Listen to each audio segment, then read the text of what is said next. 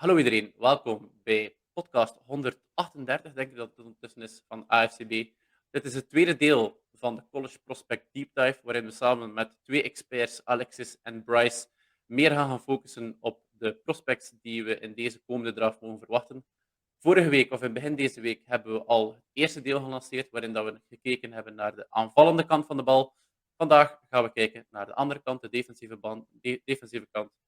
Hi Bryce, hi Alexis. Welcome to the second part. Are you feeling up to it, or do you think the offensive side was a little bit more interesting?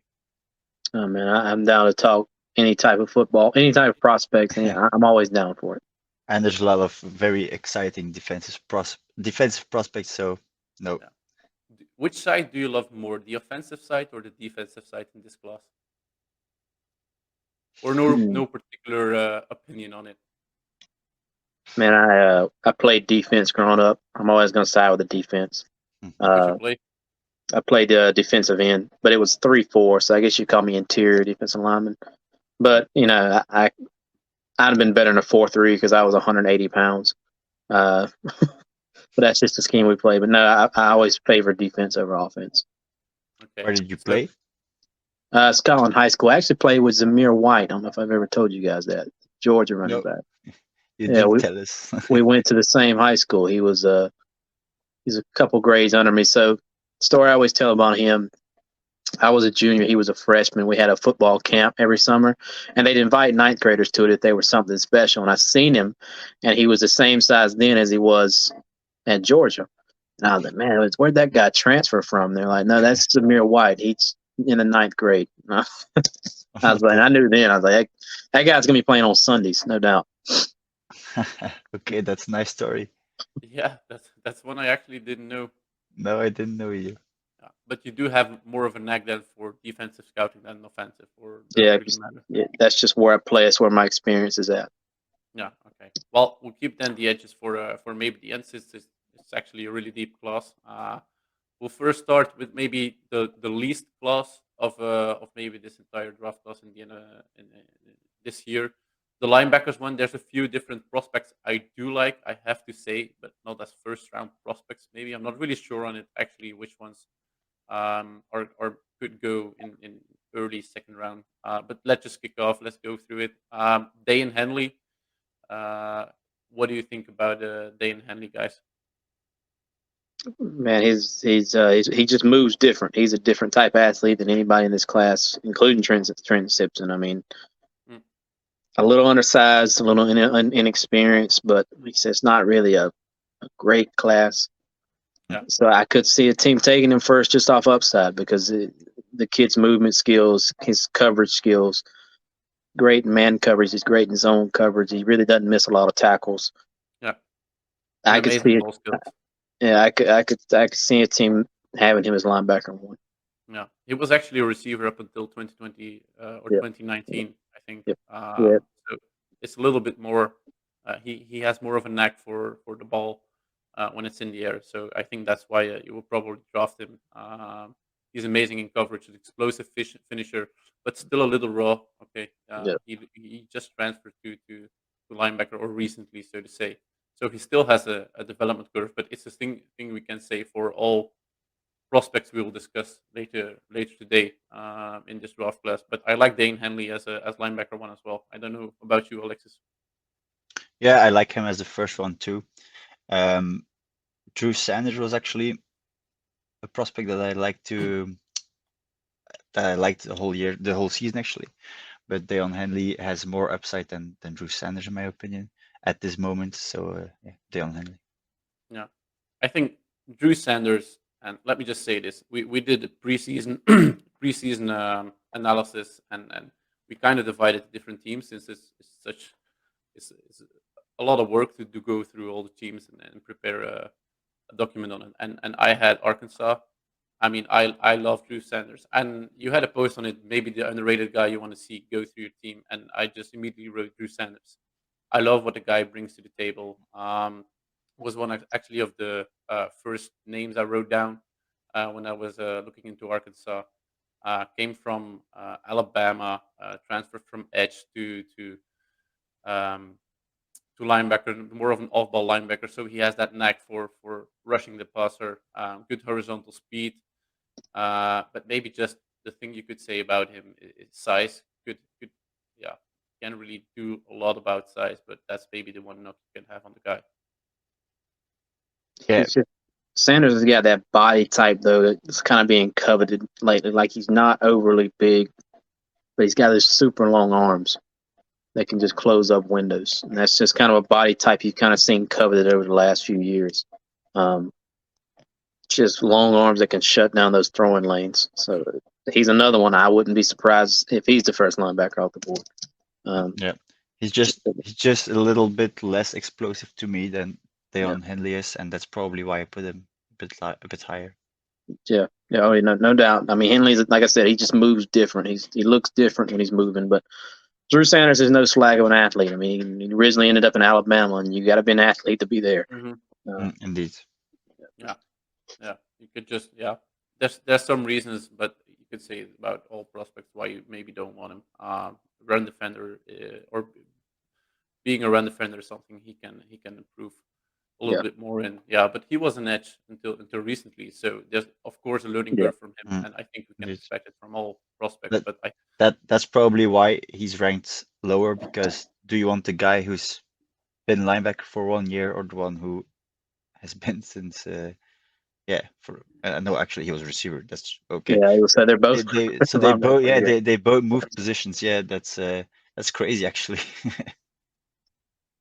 Yeah, and I think the third one, it's actually weird we're talking about him thirdly, but Jack Campbell, and I think he's the guy who's in most mock drafts as number one being taken. I like Jack Campbell as well, but I can say it about almost every prospect we're going to talk about today in the linebacker room. I like him, but there's always a but coming, and it's maybe a little bit more of an issue maybe with Jack because he's not that great in man coverage. He's high hipped, which makes him a little less fluent in his motions. Then the guy can shed blocks, can sniff out the ball. He's very good in the flat, and most important thing, I said he's not that great in man coverage, but I saw some great improvements between 2021 and 2022, which could indicate that he's still learning, and he definitely has a high upside, I think, in this draft class. See, I think Campbell has the highest floor, lowest ceiling of all these. But I think what Campbell is right now is what he's going to be for the rest of his career, which isn't bad.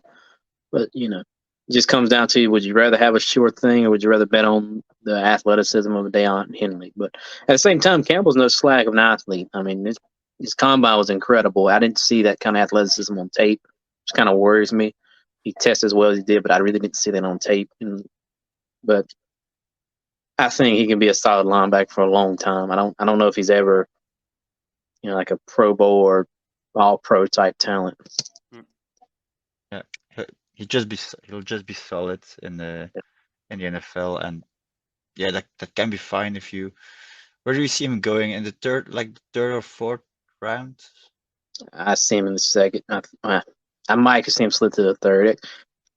It's just I think that combine's gonna. I mean, the combine really doesn't mean a lot, but I mean, he tested crazy. I think his RAS score was like 9.66, which is at 6'4", 250. That's he's a hell of an athlete. It's just, do you take him over Trenton Simpson, who's also an incredible athlete? I don't know. It's just, I always said, these guys are really close together. I don't know how they're going to fall. I think it's indeed a toss-up in this class. I don't know if I'd be happy to draft a linebacker this year in the second round. It's like overpaying, I think. Yeah. But I do like what some of them bring to the table, and you mentioned Trent Simpson's like the fourth linebacker because there's this huge drop off in the class.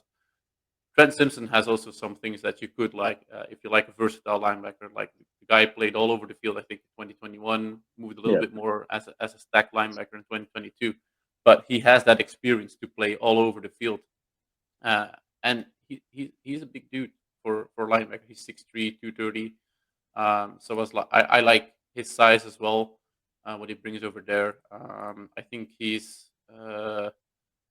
68th percentile in height. So it's kind of big for a linebacker. So I like that about him as well.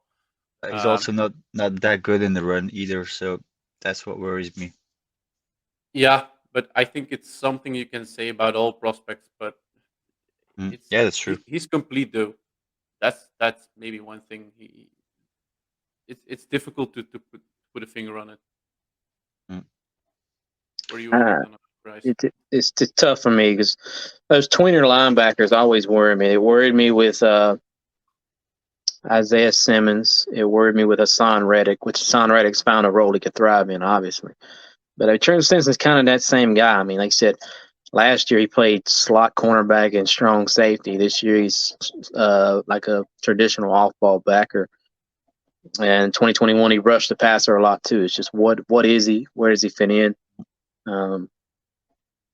Maybe you can use him as a chess piece, but I think really you just got to find what he's best at. And I think that's why he's a little lower than all the rest of these guys. Because at least we know what they are. We don't really know what Trenton Simpson is. Mm-hmm. Yeah, he doesn't excel at one position. You can use him as a jackknife. So that's nice. But do you want that, or do you want a player who really excels at one position? I don't know. Yeah, I mean, like I said, Hassan Reddick we looked at as a bust until somebody finally said, "Why don't you just rush the passer?" And then he's an all-pro top guy.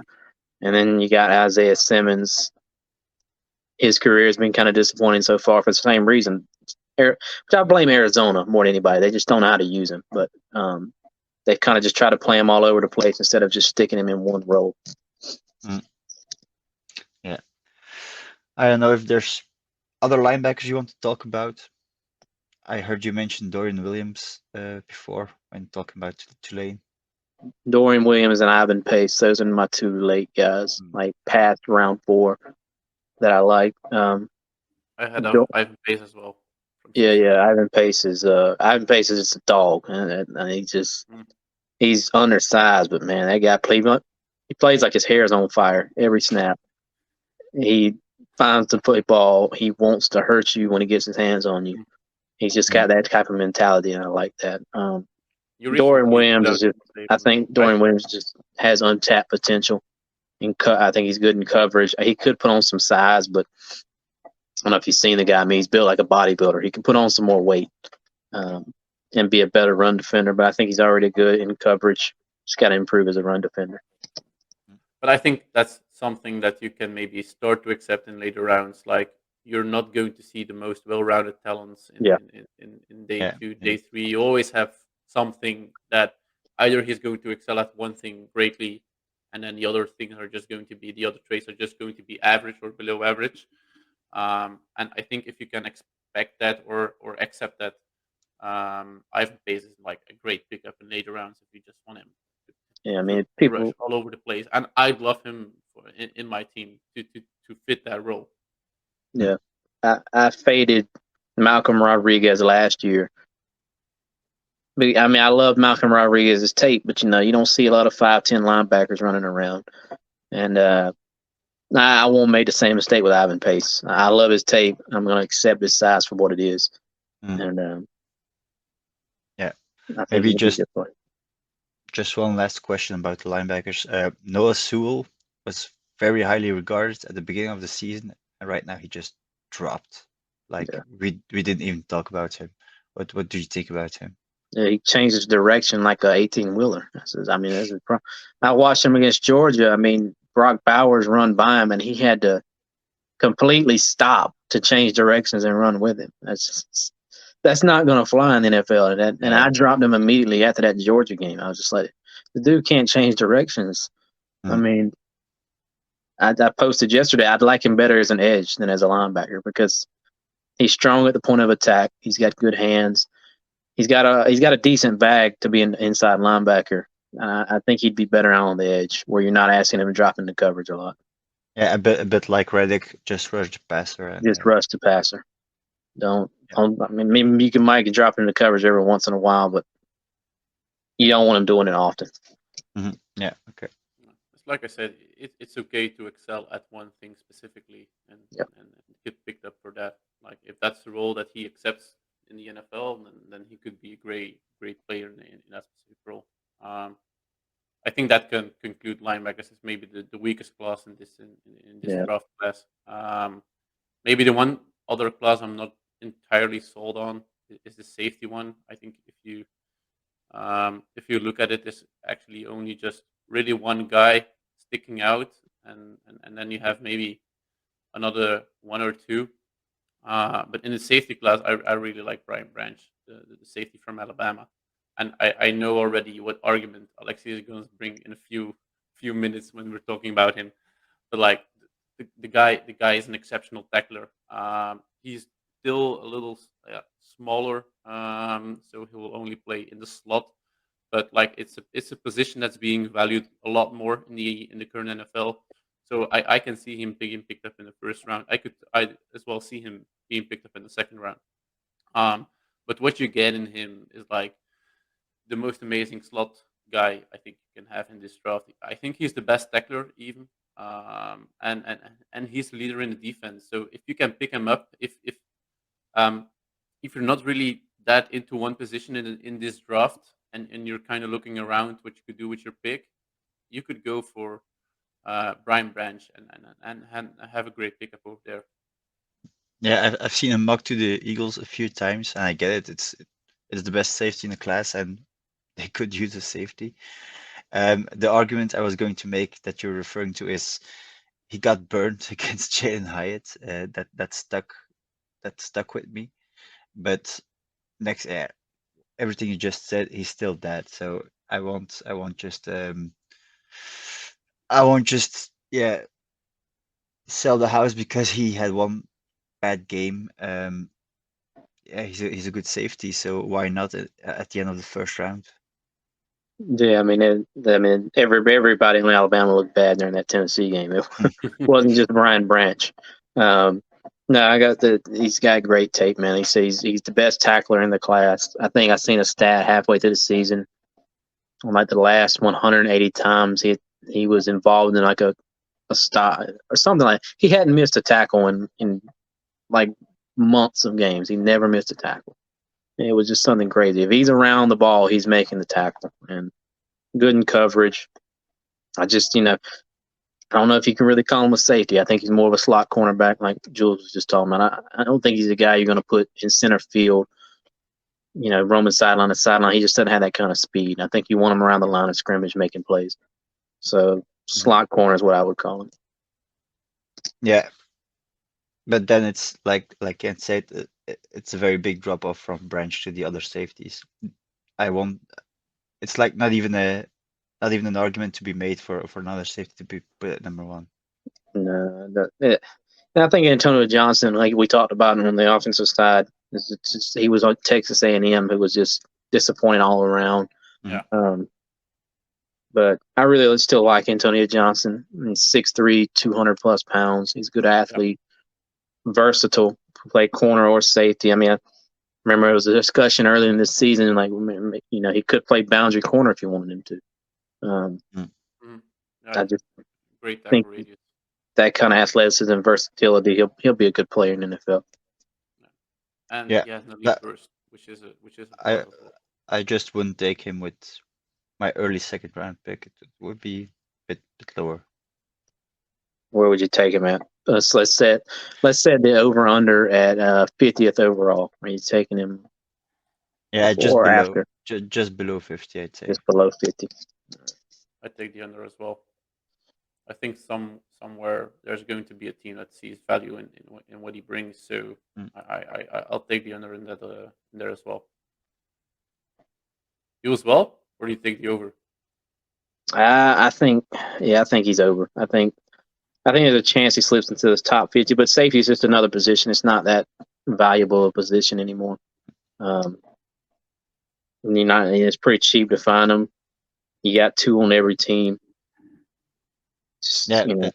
That's true. Look at what the Eagles did with Gardner Johnson. It was like 1 year, and then he played well, and it was just bye. We'll take someone else. So that I get why you're saying that. Yeah, it's not a valuable position. It's like interior offensive line on the offensive side. I mean, it's cheap to find a replacement. Safeties aren't. I mean, outside the Seahawks paying Jamal Adams all that money, but that looked to kind of be a mistake in the long term. Yeah, he's a good player, but he's not worth all that because he's a safety. How much does a safety impact the game? Yeah, it's less than a corner, so Yes, that's what I'm saying. I think that combined with, he really dropped off a little bit. I could see him sliding outside the top 50. okay. Well, secondary is consists of two positions. I think the other one is quite stacked. Cornerback position. Yes. With some convincing tone that you have over there. But like the cornerback position, I'm not really sure who's who's going to be taking one. I'm seeing more arguments for Christian Gonzalez in the latest few days. Previously was Devon Witherspoon, but I think you can make an argument for both guys depending on just what you like. I'll just put on Christian Gonzalez now on. But if you guys think that there's another guy who's better, we'll get probably through them. But what Christian Gonzalez brings to the table is amazing. He has great length and ideal size, good speed, excellent coverage skills, fluid mover. The only thing you can maybe say about him is he can be sometimes a little bit inconsistent in coverage. And the one thing I see popping up every time is maybe the questioning about his competitiveness. That they're not really sure if he has that dog mentality that a lot of players in this draft class do have, but maybe that's just what some people think is very subjective. But I don't know where you guys stand on it. He's been my CB1 since like November. I mean, it's kind of just everything you touched on. You don't find that kind of size, speed, fluidity combo just every day. He's the most fluid mover I might have ever seen. His hips are so fluid, and it covers up. I'm not gonna say a lot of mistakes, but I mean that is the saying: fluidity covers up mistakes, and he just has that type of fluidity. I can't speak on the competitiveness. That's kind of something you figure out in interviews or on practice fields and stuff like that. But I think the big difference between him and Witherspoon is size. Witherspoon came in a little small. Doesn't have the longest arms. I think his arms are maybe just a tad over 30 inches. I can't quite remember. I just remember it being small. So that's the separator for me. I mean, they both have great tape and great measurables. I think I seen the other day Witherspoon ran 4.42, which is fine for him. But size is the separator there for me. Yeah, Witherspoon's hands come in at 8 and 7/8, which is a 25th percentile. What about his arm length, though? 31 and a quarter. 31. That's not bad, but 31 is kind of your threshold, and he's a little over that. So he just came in a little small. He was like 5'10", or was it 5'11", 100. I don't even remember. I just remember saying, "Man, that's kind of small." Yeah, I just feel Gonzalez has like the physical traits with the same abilities as Witherspoon. So they have the same abilities, but you give the edge to Gonzalez because of his physical tools. Yeah, and we talked about him, Devon Witherspoon. Is a nice prospect as well. Is versatile as well. Good size and speed and athleticism. Can play both press and off man and inside outside corner. So he's versatile. If you don't mind the size about him, he just needs to watch out for penalties though in the NFL, because he likes to get into contact with the wide receivers and that's one. There's no question. He for sure has that dog mentality. He loves to hit people, which you like to see. But no, I like Witherspoon a lot. He said I think he only gave up like under 200 yards all season, and he plays primarily press man, which is impressive. But you also got that, he's got Jartavius Martin and Sidney Brown behind him, and they'll both be drafted this year. Sidney Brown might go second, third round. Maybe that helps him out some. I don't know, but from what I've seen, there's no doubt. I mean, he's probably the best press man corner in this class. Yeah, I totally agree. He's one of a kind. You don't see that dog mentality that often, except for Sauce Gardner, of course, last year. Yeah, for sure. But if you actually Jens and I we talked about it. If the Jets would take Witherspoon, you have Garner and Witherspoon. That would be a tough to beat quarterback room. Yeah, that is tough to beat.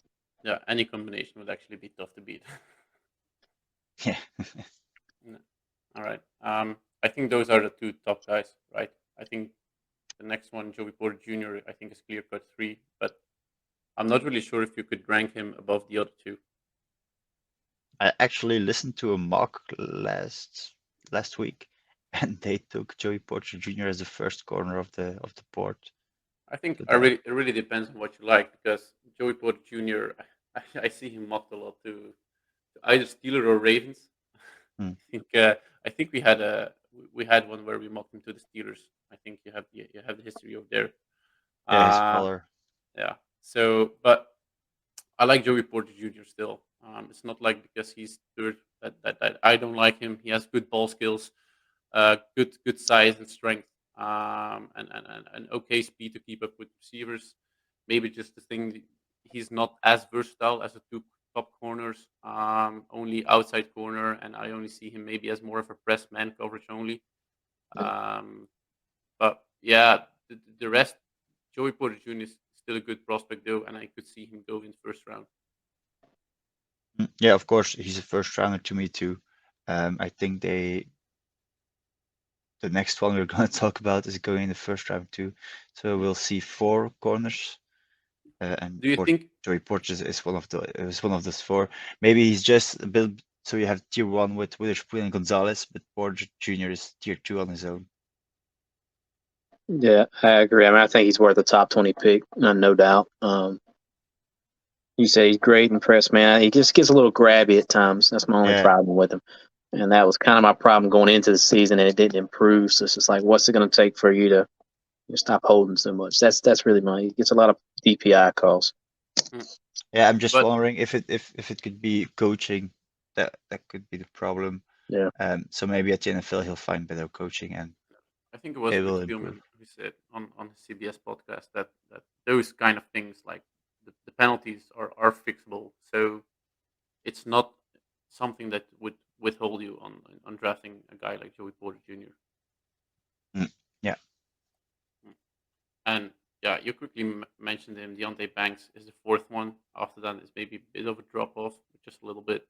But Deontay Banks, in my opinion, is the 4th guy who will be taken off the board. I think for 3 and 4, we know which cornerbacks is going to be. Is good, great length, top end speed is good, and he's a good tackler. Only missed 1 tackle, although he didn't play a lot in 2022, so there's a little less tape on him to judge him on. But still, the pros are there. The cons, okay, injury history. He didn't play a lot in 2022, if I'm not mistaken. So he did. You could maybe ask the question there if he's as durable as you want a cornerback to be. That was my only thing on him. I mean, like you said, the top end athlete. I think he won the highest RAS scores ever for a cornerback. Great and press man, good instincts. He's a very physical player, but I didn't see that type of speed on tape that he ran. I think he ran like 4.3s maybe, or low 4.4s. 4.35. Yeah, I didn't see that type of speed on tape, which kind of worries me. And then, like you said, the injury concern. Is he durable? But outside of that, no, I think he's worthy of a first round pick as well. Yeah, that's why he's like the clear 4th running back. He won't go. I don't think he should go before Joey Porter Jr. But he's worthy of a first round pick as the 4th quarterback. I recently asked the question in your Discord, Bryce, like, what players do you think? What if, or if he then that? Could you maybe say about Deontay Banks, if he was or had more tape, consistent tape, he could be in the conversation of being a tier 1 cornerback? I'm not saying he's going to be the first one, but could he have been a tier 1 quarterback? A cornerback, sorry, if he had more tape on him that showed what we already saw in previous tape. Yeah, I think he could be, because I mean the tape he did have was good. If his tape was along that same caliber, for sure he'd be in that tier 1, because he's for sure a tier 1 athlete. There's no doubt about that. It's just the lack of tape is kind of what's killing him. Yeah. Also here, I think we can make the remark that him, Joey Porter Jr. and Witherspoon like contact, so they need to watch out for those penalties.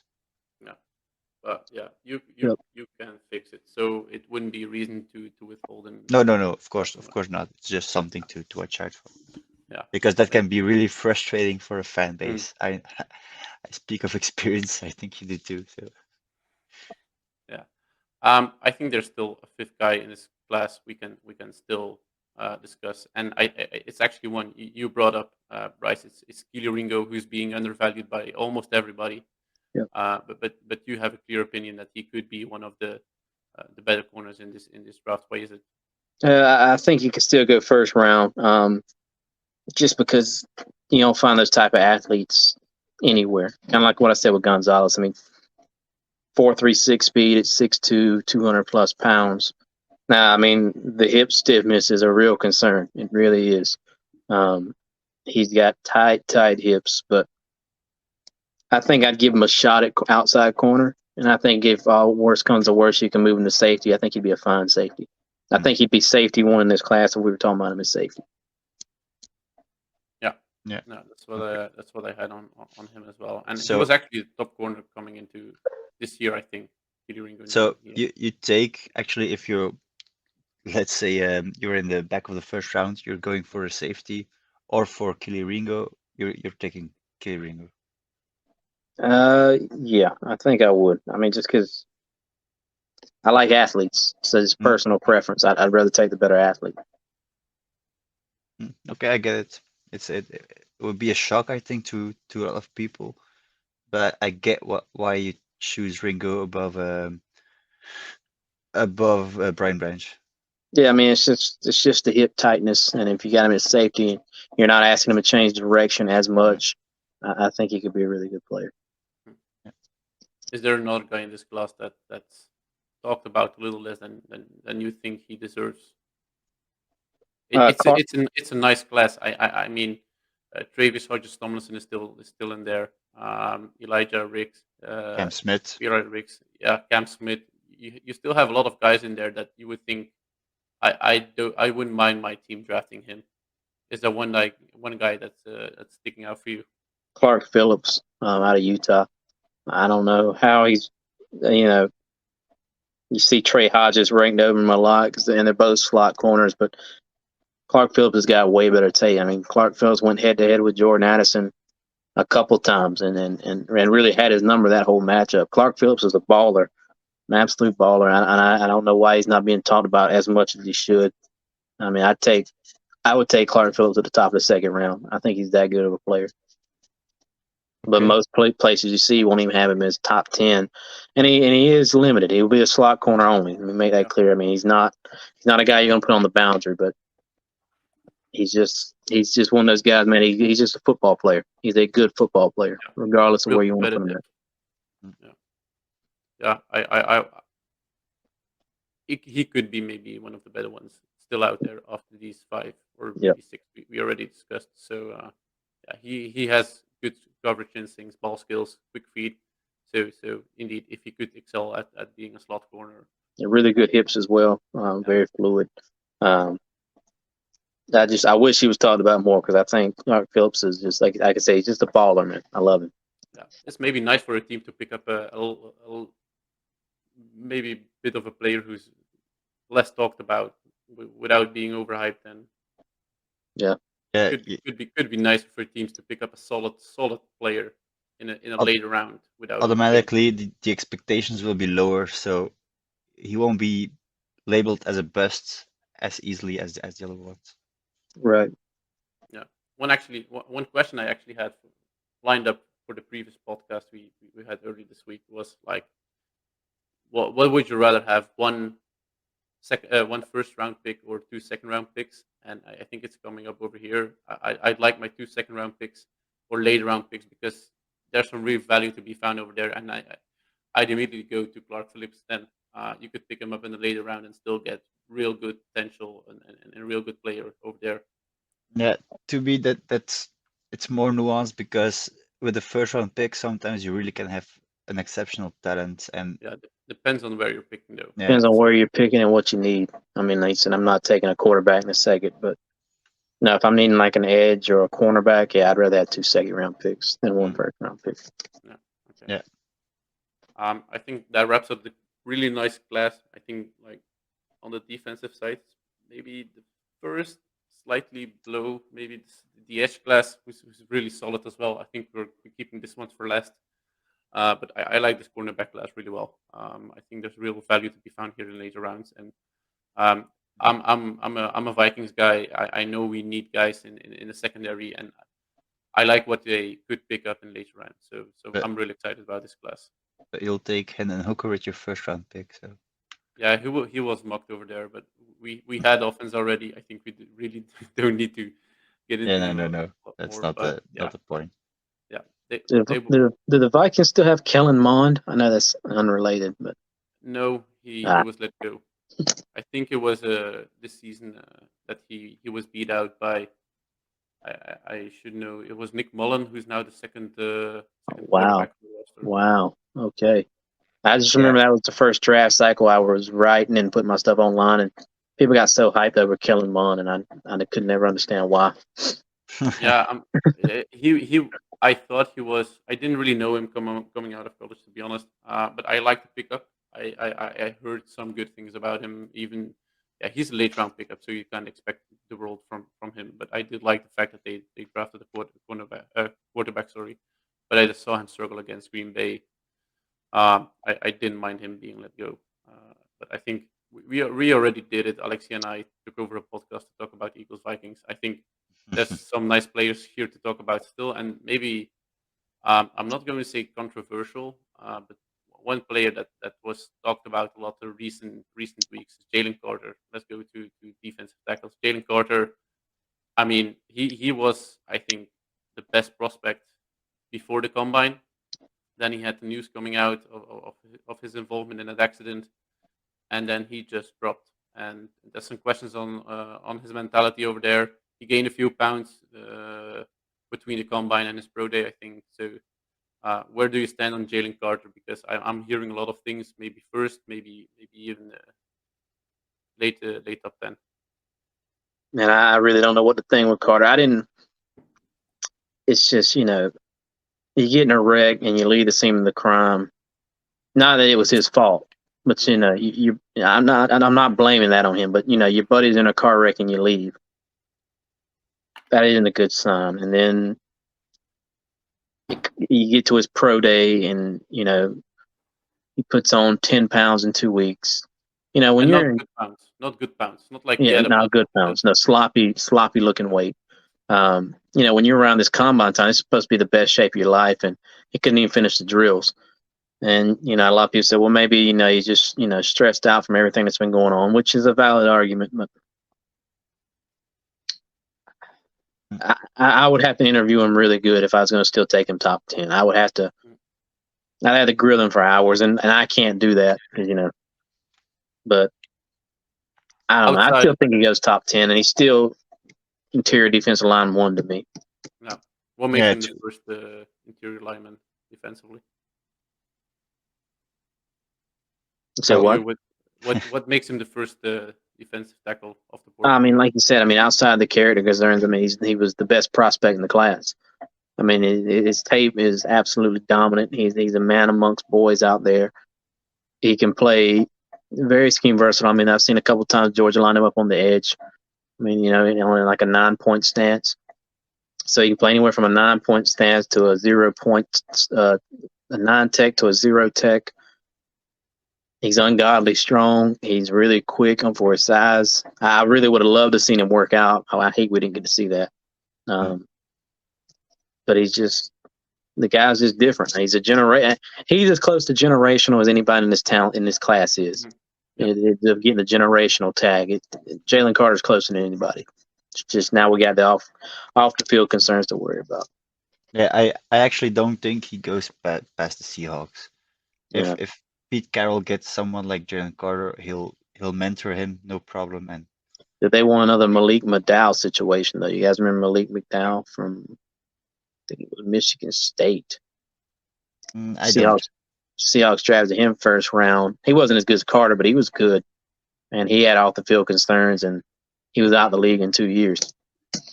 Did they want to repeat that again? That was just maybe I said a couple years ago, maybe 2015, 2016, maybe. Yeah, I don't know. Do they want to go through that again? That's my big thing. Carter is just really, really good. And Yeah. it would be a shame if this talent doesn't go to the Malik McDowell was a top 15 talent, but the off the field concerns dropped him till I think they got him at 29 or 30. Okay. 2 years ago. I mean, we're talking in 2023. He was drafted in 2016. You guys don't know who he is. That's how quick he got out the league. I just don't know if they want to go through that again. I don't know. Yeah, we'll see. I think the risk of passing up on him, or maybe, I think you just wouldn't do it. You just take the risk. You just go for it because what he brings, as you say, is as close as generational, as close to generational as it could be. Even in this class, there's like, if you need defensive tackle, I think there's, after Jalen Carter, he's like the most well-rounded prospect in here. And I think after Jalen Carter, there's always something that you can say about the guy if you draft defensive tackle. So if you need a defensive tackle, you just go Jalen Carter if he's still on the board. But what do you think about him declining visits to outside top 10 teams? Because that's what had me a little worried as well. Like, you could still trade up into the top 10 to draft a guy. So why would you decline his visit? From what I could pick up, it was more of his agent doing that than it was him. So that didn't bother me too much. His agents, who was his agent? Is it Drew Rosenhaus? He was a big time agent, so that guy knows what he's doing. I don't know. That didn't really bother me as much as I've seen it bothering some people. Yeah, and I think if you really ball into Jalen Carter as a top 20 team, you'll take the shot. You'll just trade up if you want him. Yeah, I mean, even if you didn't, if let's say if you're Bill Belichick at 14, you hadn't interviewed Jalen Carter, you're still going to take him at 14 just because you know the reputation. But we talk. You hear Deion Sanders talk about all the time. He went to a pre-draft meeting with the Giants. They handed him a big playbook, and he asked them where they're picking at, and they were picking at like 10, and like, I won't be around then, and he left. And we'd laugh about that, but then Jalen Carter trying to tear him down for not interviewing with top 10 teams. It didn't bother me. It's the same situation, so it doesn't bother me. Deion said, I'm not reading all that. You're not going to be there. I'm not going to be there for you to pick. So it didn't bother me. Yeah. Now I'm just let's go further because, as I said, there's not a drop off really. Okay, there's a drop off, but there's a drop off. Like the talent that's a defensive tackle is still there, and in my opinion, I think I'd go Brian Brzee at defensive tackle too. I think like there's always from Kansi and Malcy Smith, there's some things I don't like, and in Brian Brzee I can find a player who's just athletic. Like that's one of the top reasons to buy in. He's quick, he finishes plays, and he's scheme diverse, so you can use him in a lot of different ways. The thing he has maybe is that he didn't develop that much from his freshman season at Clemson. The growth wasn't really there, and of course he had some of the field things going on this year, injury wise, and then the death of his sister. So these things, okay, his sister passing away is not something you really can account him for, but like durability issues, injury wise, is something that is there, which makes him maybe a little bit less of a prospect. But if the guy can stay healthy, he's one of the second what if, or if he guys I have. If he could stay healthy, then you have a really nice defensive tackle coming into your building. Yeah, you can't even really blame. I don't really blame Brzee for being underdeveloped either. I mean, because Miles Murphy is too. I think that's just coaching at Clemson. They're not really developing these guys well. But kind of what you said. I mean, if he can stay healthy and if he can develop, he can be a great player. And to me, that's worth betting on in the first round because he's that type of athlete. To me, it's also good to see after his injury, he was still one of the best defensive tackles in college. So the injury didn't make him drop off in productivity. So that's nice to see. It's just right now he kind of wins a lot with his athleticism, and that's not really going to work in an NFL. I think it's going to be a year or two before we start seeing him show up. But late first round pick, I would take him for sure. Yeah, you do like him rushing the passer, but then maybe stopping the run is also something that you could maybe have, like if you have like a negative point on Brazil, it could be maybe that guy. But like we said, we have one very good guy, and then there's always something about the other guy afterwards who you can of which you can say, I don't like this as much. Do I take the risk in trying to develop it or work it out? Do you have Brazil as 2 as well, or is there somebody else at 2 for you? I got Tommy Adebaro or Adebar, the dude from Northwestern. I can't pronounce it. At the Bawore. Yeah, Bore. I got him in Deer. I mean, a lot of places see him. I think PFF has him ranked as an edge. I just don't think that's his role. I think he's a 3 tech at the next level. And I love him. I've loved him all year.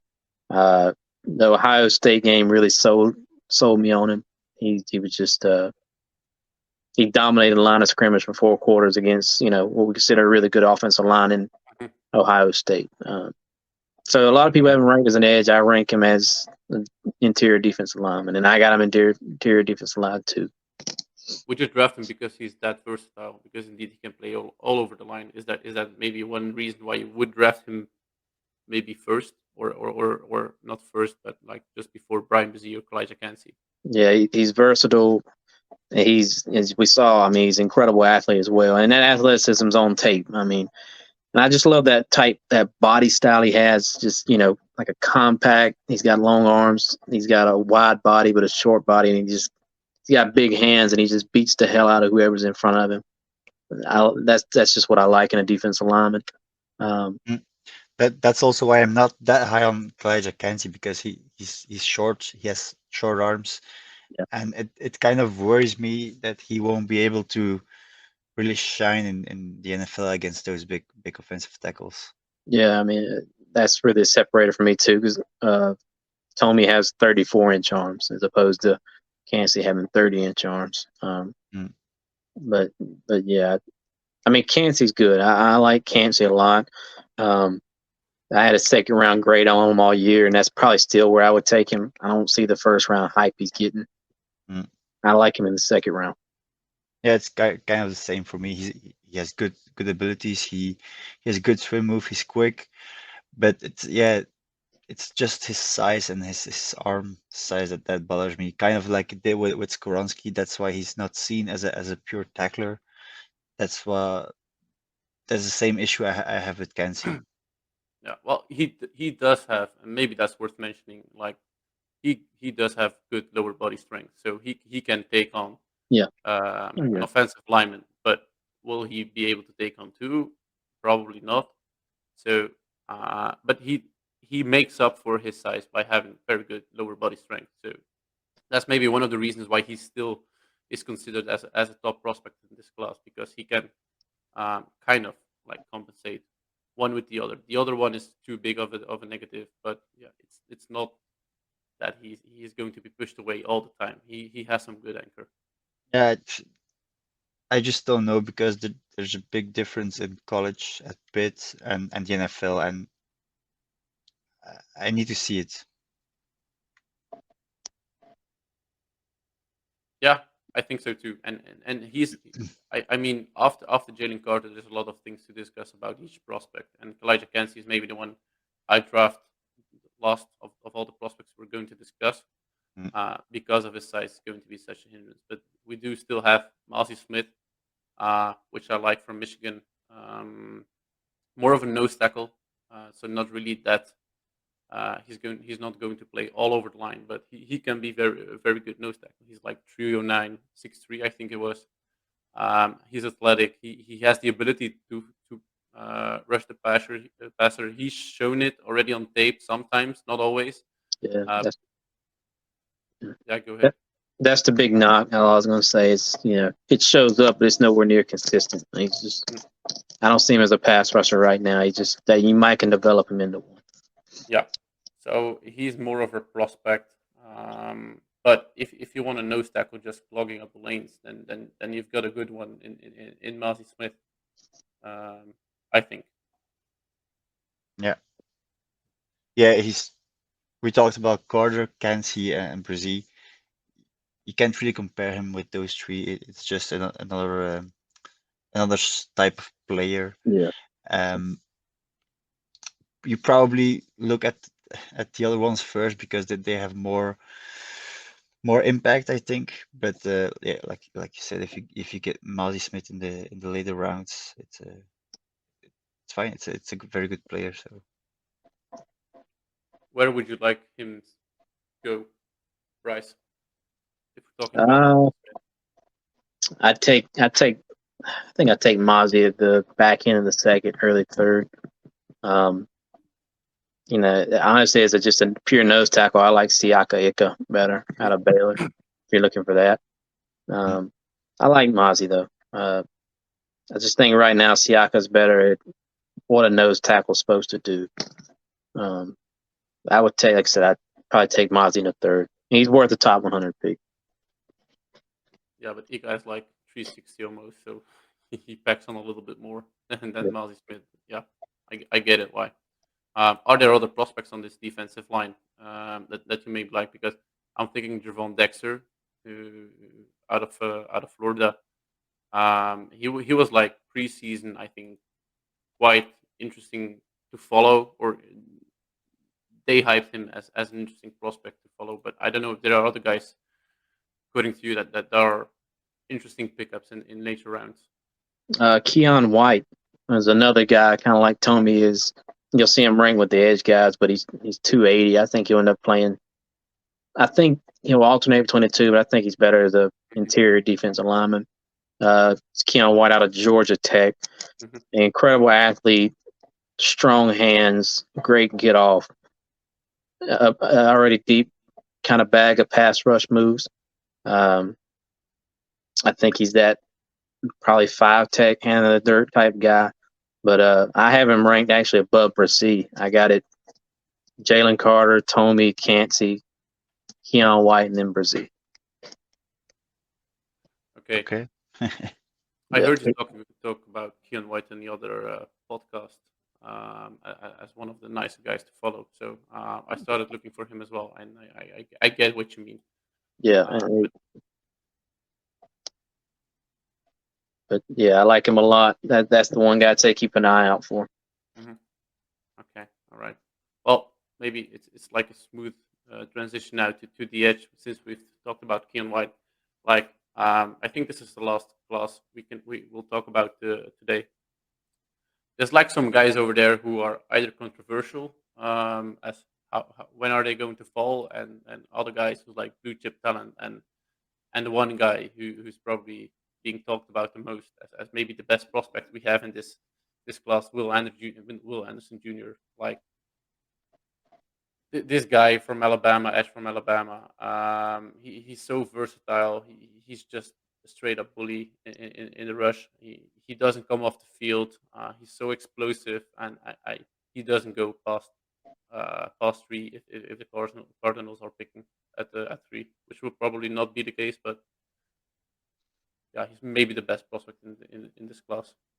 Most well rounded. Yeah, there's not much to say about him that hadn't already been said. He's that dude. He has been for the last 3 years. I think he should have won the Heisman last year over Bryce Young. I mean, he was that dominant. Well, I say last year, I mean the year before, but he was just that dominant that year, and he kind of saw more double team looks this year, and maybe he was kind of trying to protect his health, and he just didn't look as good this year. But I mean, yeah, the year before that, he was incredible.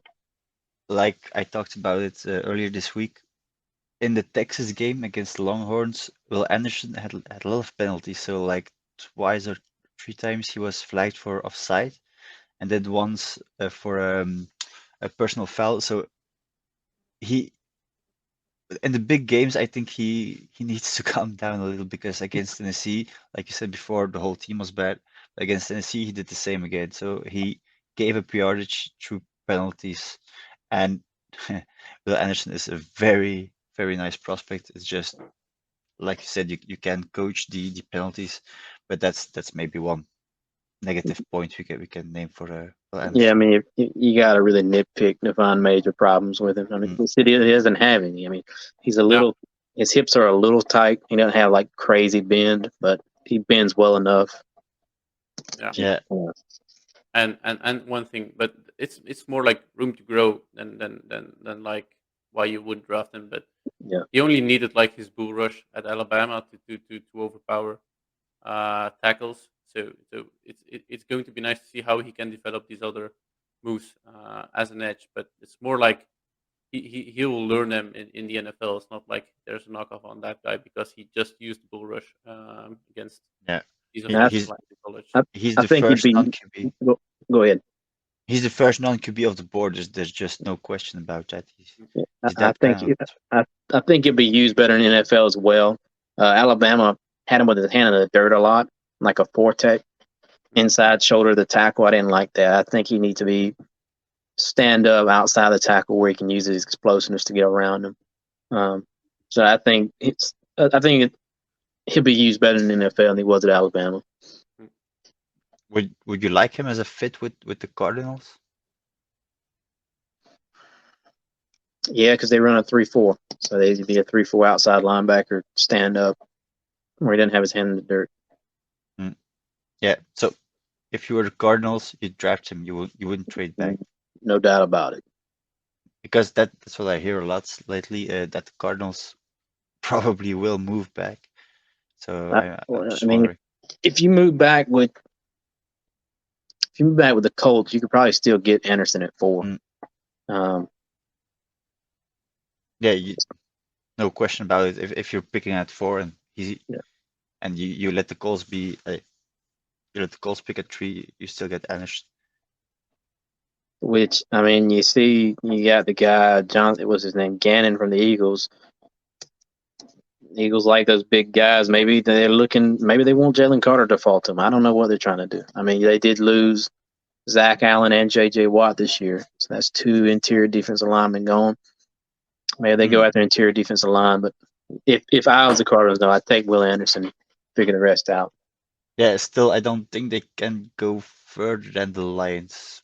Because if it's not Seahawks, it probably will be the Lions that take Carter. Yeah. So yeah, it's up to them. Yeah, Will Anderson is the first edge of the board, and then the discussion starts, right? You have a few different prospects. I'm still going to take Tyree Wilson as maybe the second one because I like the size he brings to the table. It's probably his best trait, along with still some strong bull rush. He's really fast for someone his size, and he's versatile enough to play like a variety of techniques. He could fit in a 3-4 or a 4-3. So you're drafting someone who can fit all different kinds of defenses. So that's one reason why I would draft him as a second one. The only thing you can maybe say about him is that against the better opponents, like I think it was Oklahoma, he didn't have the best tape to put forward. Like his production came against maybe a little bit of the lesser teams out there. But yeah, he's shown it on tape against the smaller schools and smaller programs. But yeah, if you could bring it to the NFL, be developed a little bit more, and I think he could be a very nice prospect. That's why I have him as a second edge of the board. Yeah, I mean he's got great length and he's ungodly strong. There's plenty of times on tape he just throws whoever's in front of him out of the way. Consistency is a big thing you want to see, and I think right now he wins a lot with his strength, which is why when you've seen him in the big games like that against better competition, he did kind of struggle a little bit. I think he kind of what we've been hitting on this whole time is these guys aren't finished products yet. He's just got to add to his arsenal a little bit, get some better moves. Right now, it's really just a bull rush and maybe a club every now and then. That's about all he does. Yeah. But no, he's edge 2 for me as well. Okay. Why would you take him above Van Ness? I mean, I have him above Van Ness too, but why? Because Van Ness has been getting a lot of hype, then suddenly he's overhyped, and he's been going back and forth. So I'm just wondering, what's the difference between Wilson and Van Ness? Van Ness was never the full-time starter at Iowa. That's my major concern with him. I mean, they rotate a lot, and then when he was playing the interior. He didn't really play on the edge that much. I like Van Ness a lot, but I mean, Wilson's better off the edge right now to me, and he's got a lot more tape to back that up. Okay. But the problem, I mean, not to call it problem, but the thing at Iowa was the rotation is based on seniority, right? So that's why Lucas Van Ness was a little bit less used than he probably would have been at any other program. But like, and like I said, I'm not saying he was a rotational piece because he wasn't good. It's just that's how Iowa is, and I can only go off what I got. And when he was playing, a lot of the times he was rushing from the interior. He wasn't even on the edge like that. Maybe it's besides the point, but why does Iowa do that? It's like, why would you go to Iowa if you know you're not going to play because someone is older than you?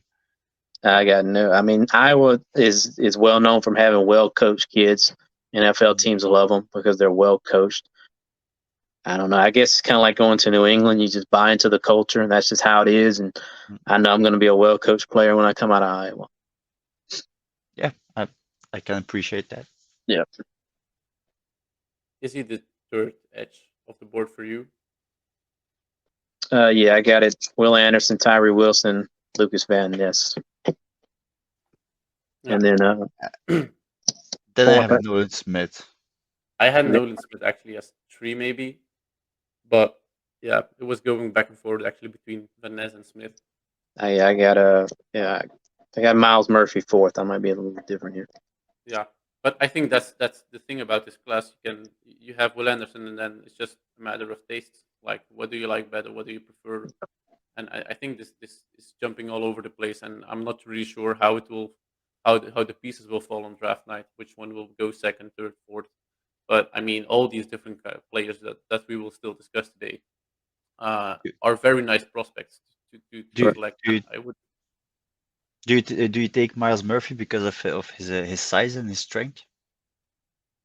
Yeah. I mean, it's just all upside. Kind of like we were talking about with Brissy. They're kind of in the same position. They're good size, great athletes. They're just underdeveloped. But I mean, I don't get why Miles Murphy fell like he did. I mean, I still see him as a top 20 talent.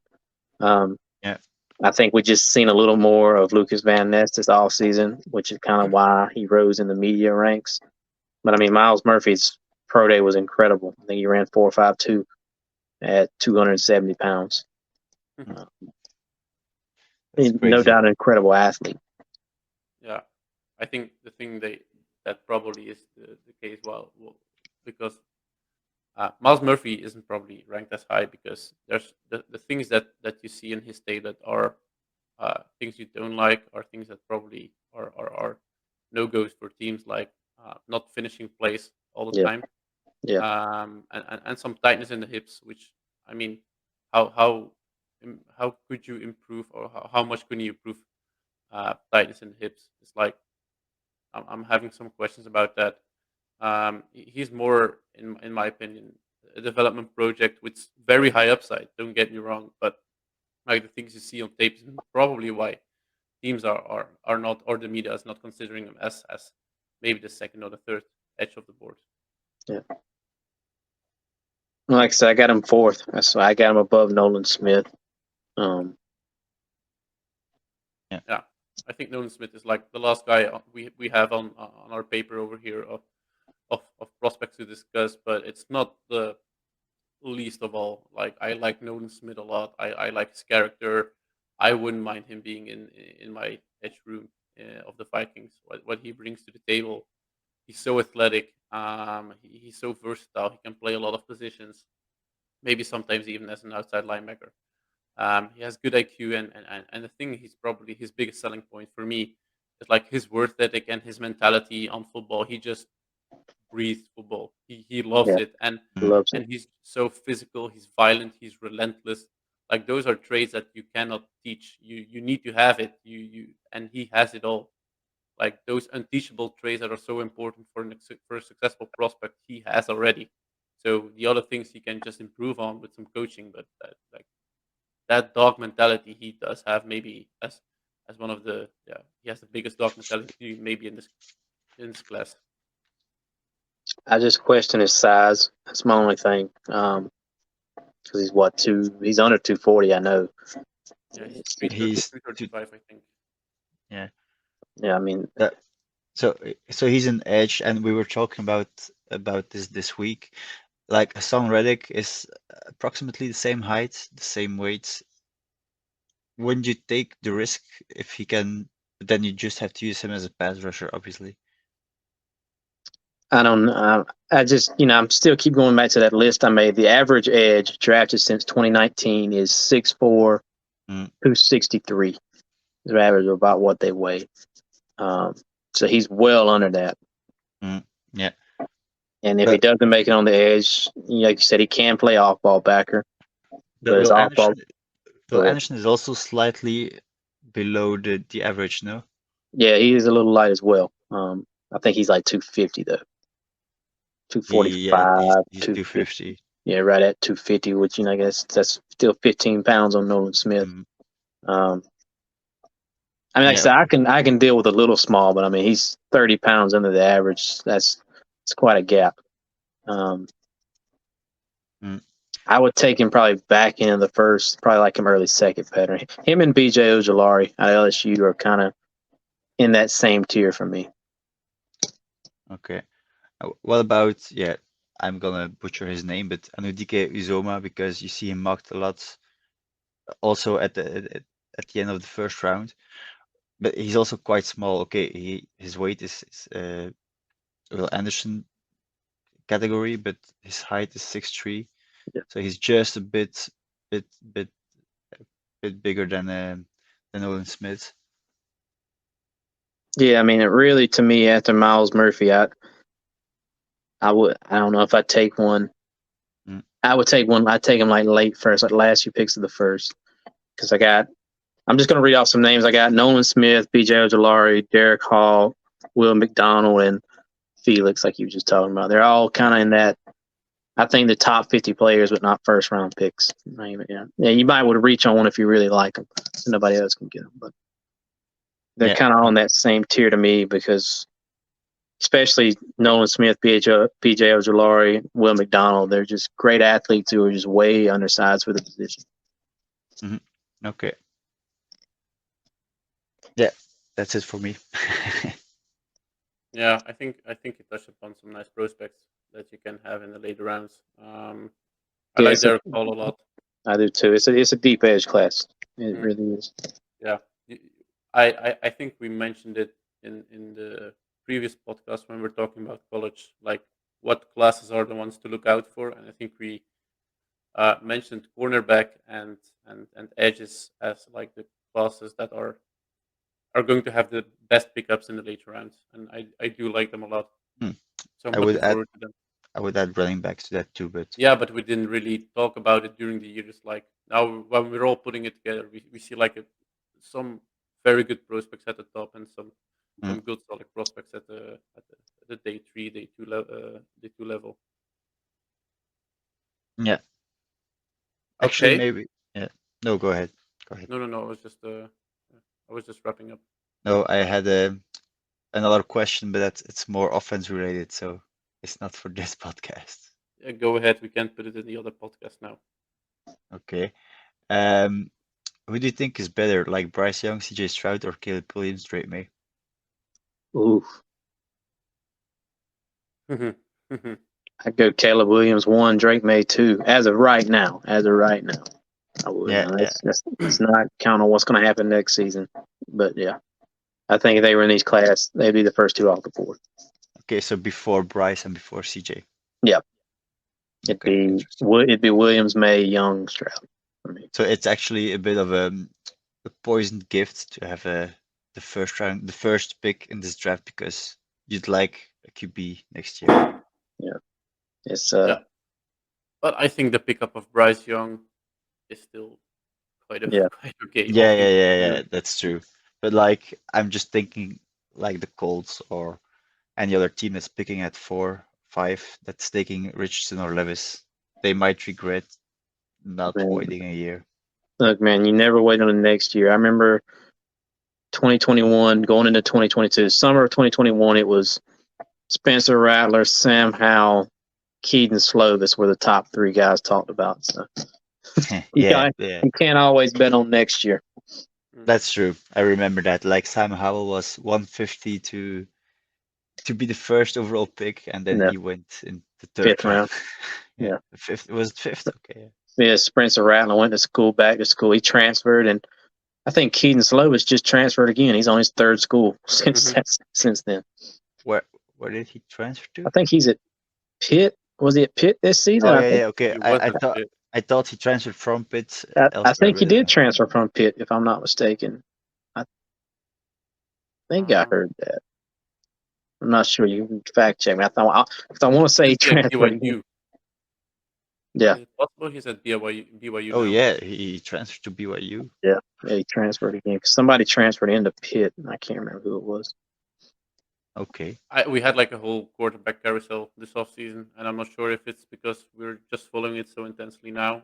But I had like each day was a new quarterback still on the move. So we'll have a lot of different quarterbacks in new uniforms next year, which will be nice to look out for. I'm actually looking forward to DJ Uiagalelei, see how he's going to develop now out of Clemson.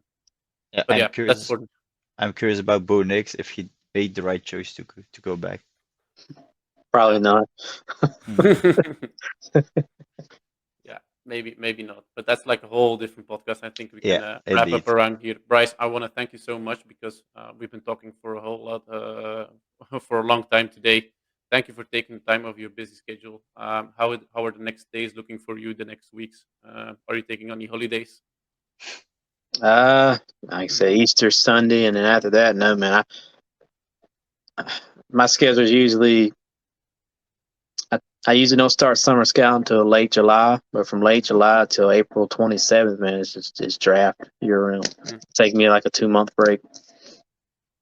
Yeah, I think for us it's going to be the same. Like we're noticing that the packed schedule we do have now, combining it with work and free time.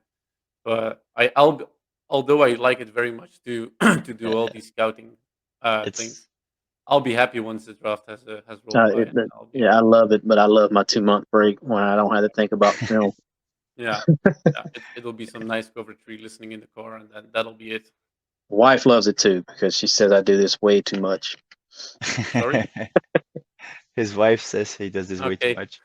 Yeah. She says she likes my little 2-month break too. It's cool that she lets you do it, so it's fine. Yeah. Oh yeah. Gotta love her for that. She knew it going into it. All right, Bryce, thank you very much. Alexis, ik ga je ook bedanken voor al je tijd die je hier hebt ingestoken. Ik denk dat we nog een paar keer met ons gezegd op de podcast zullen komen in de komende weken. Maar alvast bedankt voor al je tijd die je tot nu toe ingestoken hebt. Vooral de mensen die tot nu toe nog blijven luisteren zijn. Ik denk dat we nu net over het uur zijn gegaan voor de defensive prospects. Bedankt voor het luisteren. We zijn aanwezig op Facebook, Instagram. Onze Discord leeft nog altijd en zal waarschijnlijk blijven leven richting Draft Night. Dus daar kunnen we ook al onze draft questions neerleggen. En dat terwijl Alexis zijn kat in beeld komt. Ja. Misschien nog een leuk beeld. Bedankt iedereen en ik hoor jullie graag de volgende keer. Bye bye.